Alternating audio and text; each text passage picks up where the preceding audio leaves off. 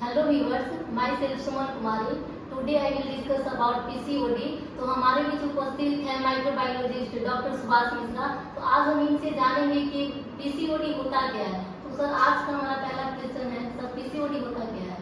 बहुत important topic पे आप डिस्कस कर रही हैं। जब पीसीओडी के बारे में बात करते हैं तो आज के डेट में अगर 10 रिप्रोडक्टिव एज की फीमेल के बारे में बात करें तो उसमें से एक को पीसीओडी का प्रॉब्लम है। अगर पीसीओडी के फुल फॉर्म के बारे में बात करें तो पॉलीसिस्टिक ओवेरियन डिजीज, एक इसे हम पॉलीसिस्टिक ओवेरियन सिंड्रोम भी कह सकते हैं। इस डिजीज में एक्चुअली होता क्या है, या एक प्रकार का एंडोक्राइन डिसऑर्डर है। हार्मोन का बॉडी के अंदर में डिसबैलेंस हो जाना और इसके वजह से पेशेंट के अंदर जो प्रॉब्लम आता है, जो मेंस्ट्रुअल साइकिल है, वो मेंस्ट्रुअल साइकिल कई बार स्टॉप हो जाता है, कई बार रेगुलर मेंस्ट्रुअल साइकिल जो है लंबे समय तक चलते रह जाता है।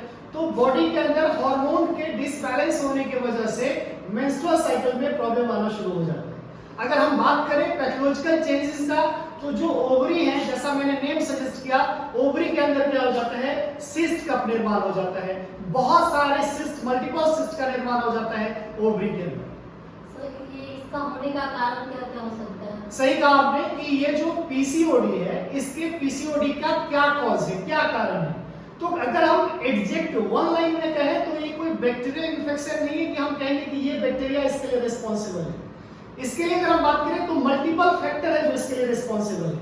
वन बाय वन हम लोग डिस्कस करते हैं। मेटाबॉलिक फैक्टर है, इसके अलावा हार्मोन का डिसबैलेंस होना, जेनेटिक एब्नॉर्मलिटीज के कारण भी हो सकता है। इसके अलावा मैंने कहा एनवायरमेंटल फैक्टर भी इसके लिए रिस्पॉन्सिबल हो सकता है। इंसुलिन का बॉडी में रेजिस्टेंस होना, यह भी एक बहुत बड़ा इंपॉर्टेंट फैक्टर है। जो मेल हार्मोन है एंड्रोजन, वो फीमेल के अंदर बढ़ जाता है। जैसा कि आपको पता है कि एस्ट्रोजन है, प्रोजेस्टेरोन है, एफएसएच है, एलएच है, ये 4 सेक्स हार्मोन है, रिप्रोडक्टिव हार्मोन है, जो फीमेल के सारे रिप्रोडक्टिव सिस्टम को कंट्रोल करने के लिए रिस्पॉन्सिबल है। लेकिन इस 4 के अलावा मेल हार्मोन एंड्रोजेंस और इसका लेवल जब बढ़ जाता है फीमेल के अंदर में, तो ऐसे कंडीशन में ओवरी के अंदर में सिस्ट का निर्माण होना शुरू हो जाता है। जो फीमेल है उस, अभी हम लोग सिम्टम्स में आगे डिस्कस करेंगे, कई सारे अलग अलग कॉम्प्लिकेशंस देखने को मौका मिलता है।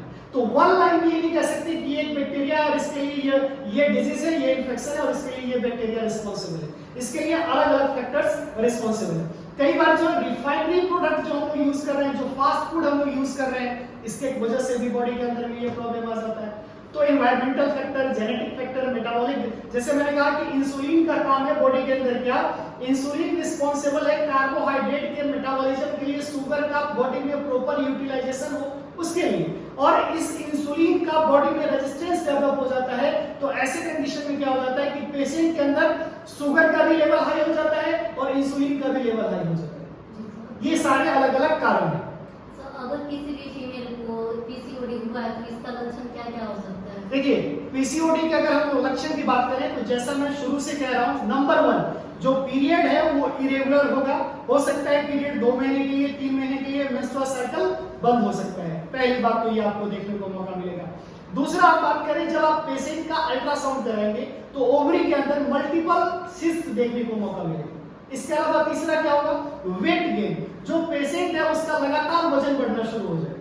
और क्या दिक्कत आ सकता है, पेशेंट के अंदर जब आप इंसुलिन का टेस्ट करेंगे, हो सकता है इंसुलिन का लेवल बढ़ा हुआ मिल सकता है। डायबिटीज के अंदर शुगर का लेवल बढ़ा हुआ देखने को मौका मिल सकता है। इसके अलावा और मेल कैरेक्टर, चूंकि एंड्रोजेंस का लेवल बढ़ गया है तो फीमेल के बॉडी पे एक्स्ट्रा हेयर ग्रोथ देखने को मौका मिल सकता है। मेल पैटर्न लॉस जो है हेयर का, वो देखने को मौका मिल सकता है किसके अंदर, फीमेल के अंदर। तो ये सारे अलग अलग लक्षण, सिम्टम्स है। अलग अलग पेशेंट्स में 2-4 सिम्टम्स एक साथ आ सकता है, किसी में 1-2 सिम्टम्स भी आ सकता है। सर, इसका तो डायग्नोसिस क्या हो सकता है? बहुत इंपॉर्टेंट कहा आपने कि कैसे पता करेंगे कि ये पेशेंट पीसीओडी का है। सबसे पहले समझना है कि मैंने पहला वर्ड कहा था कि ये एंडोक्राइन डिसऑर्डर है। एंडोक्राइन डिसऑर्डर मतलब बॉडी के अंदर हार्मोन का बैलेंस गड़बड़ हो जाना। जैसे मैंने कहा कि ये जो एफएसएच है, ये जो एलएच है, ये जो प्रोजेस्टेरोन है, या फिर ये जो एस्ट्रोजन है, ये 4 हार्मोन से जो रिप्रोडक्टिव हार्मोन है, तो हमें इस चारों हार्मोन को पहले टेस्ट करना है कि इसका लेवल बॉडी में बैलेंस है कि। इसके अलावा मैंने कहा कि मेल हार्मोन एंड्रोजन, इसके लेवल को हमको देखना है। कई बार जो T3, T4, TSH है, थायराइड से रिलेटेड जो हार्मोन्स है, उसके लेवल को भी हमें देखना पड़ेगा। ये तो हुई ब्लड से रिलेटेड एग्जामिनेशन। इसके अलावा जब हम अल्ट्रासाउंड करते हैं पेशेंट को, तो जब अल्ट्रासाउंड करेंगे तो वहां पे देखेंगे मल्टीपल सिस्ट, कई सारे सिस्ट ओवरी के अंदर देखने को मिलेगा। तो ये सारे अलग अलग डायग्नोसिस के प्रोसेस हैं। जी सर, तो अगर इसका ट्रीटमेंट क्या होगा सर, फिर दोबारा ना हो इसके लिए प्रिवेंशन क्या हो सकती है? देखिए, ट्रीटमेंट और मैनेजमेंट दोनों जुड़ा हुआ है। यहाँ पे ट्रीटमेंट से हम लोग ज्यादा फोकस करेंगे मैनेजमेंट को।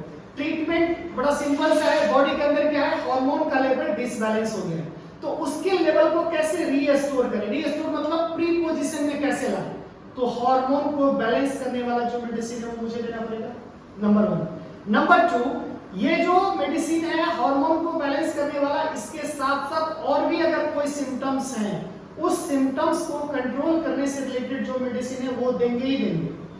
कई बार जो शुगर का लेवल बढ़ गया है तो उसको कंट्रोल करने के लिए मुझे डायबिटीज का मेडिसिन देना पड़ता है। इस सबसे इंपॉर्टेंट क्या है कि हम मैनेज कैसे करें, कैसे इसको हम कंट्रोल करें, जो आने वाले समय में हमको मेडिसिन फ्री हम कैसे हो सके।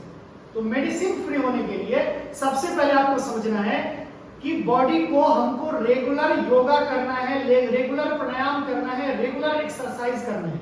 क्योंकि पेशेंट के अंदर क्या हो रहा है, वेट गेन हो रहा है, वजन जो है लगातार बढ़ रहा है। तो वजन को कम करने के लिए उसको रेगुलर एक्सरसाइज करना है, रेगुलर योगा करना है, प्राणायाम करना है। नहीं कुछ तो थोड़ा सा एक्सरसाइज करें, मॉर्निंग वॉक करें, इवनिंग वॉक करें। इसके साथ सेकेंड पॉइंट, जो रिफाइंड प्रोडक्ट है जैसे कि ब्रेड है, इसके अलावा हम लोग बात करें जो ऑयली फूड है, जो फास्ट फूड है, उसके सेवन को कंप्लीट बंद करना पड़ेगा। इसके बाद और क्या करना पड़ेगा, ये सारे एक्टिविटी के साथ साथ आप समय समय पर अपने हार्मोन के लेवल को चेक कराते रहें।